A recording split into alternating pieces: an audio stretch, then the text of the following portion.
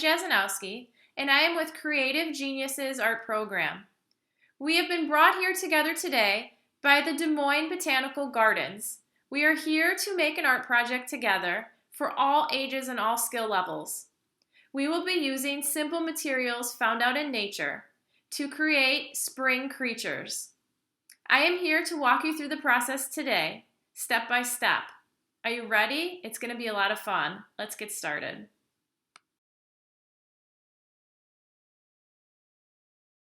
The things you need to do this project are really quite simple. The first thing you'll need is a cloth bag or plastic bag or bowl or container to put things you find out in nature. A pair of scissors are very helpful if you have any leaves or branches that you want to cut off. And then also some paintbrushes will help be dusters for cleaning. And optional is some colored paper if you have any of that laying around.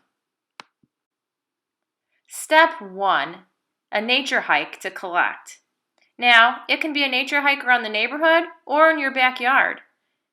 If things are still brown or kind of gray and not yet blossomed and green, that's okay. We can still find some great things. Take a look around. Look for things that inspire you. Maybe some things are starting to sprout up. As you look around, you might find some surprises as well. Little tiny things that might not seem like much are going to help you with your project. Things that are kind of fluffy or hard and brown and dry. Things that are colorful. Take a look at all the varieties. Textures. This guy looks kind of spiky, so you might want to be careful as you explore around. But it's the beauty and all these things that you can find that maybe you wouldn't normally notice. Pick around, explore and look. Lines, colors, different shapes, different sizes. As you look around and observe and notice all these qualities, you're thinking like an artist. You're seeing the world like an artist. Now let's see all the things that we've collected. You might choose just to lay your own things out in front of you, or you might choose as a family or a group to put everybody's together and lay them out and see what you all have. This one big grouping can be seen as a family pot, or everybody can share the items inside this big group. Now, one thing to remember is you did bring some things from outside inside, so there could be some little critters in there. Please look carefully and be careful if you see anything moving. Step 3, pick out and assemble. From all the items that you laid out, you're going to want to start thinking and envisioning a bug, an insect, or a creature that would be outside in a garden. Envision a real life bug or imagine one in your brain. As I'm picking out and deciding what pieces I'm going to use, I really like this one big one with all the textures.